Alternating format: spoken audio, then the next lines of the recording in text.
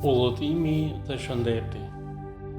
Profeti Muhammed, paqja e bekimet e Allahut qofshin mbi të dhe mbi familjen e tij, ka thënë: udhëtoni që të jeni të shëndetshëm dhe të përfitoni.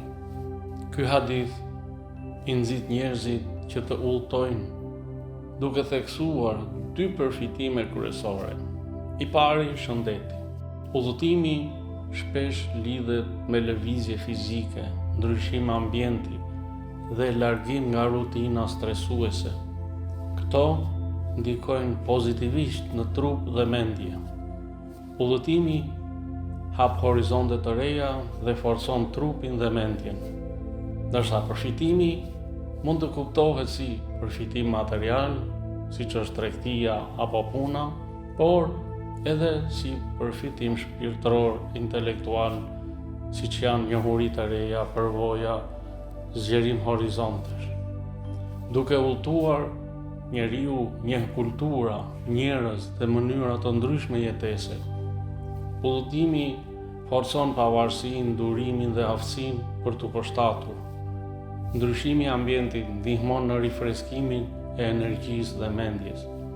Në kohën e profetit, paqja e bekimet e Allahut qofshin mbi të dhe mbi familjen e tij, udhëtimi shpesh lidhej me tregtinë, kërkimin e dijes dhe përhapjen e mesazhit. Sot, kjo mund të përkthehet në studime jashtë vendit, udhëtime pune, turizëm dhe eksplorim. Nga kjo thënie e profetit Muhammed sallallahu alaihi wa ali, kuptojmë se lëvizja dhe eksplorimi janë të dobishme për jetën në shumë dimensione, jo vetëm materiale, por edhe shpirtërore dhe shëndetësore. Ky hadith tregon se udhëtimi sjell dobi të shumta, përmirëson shëndetin përmes ndryshimit të ambientit dhe lëvizjes, si dhe sjell përfitime materiale dhe përvojë jetësore.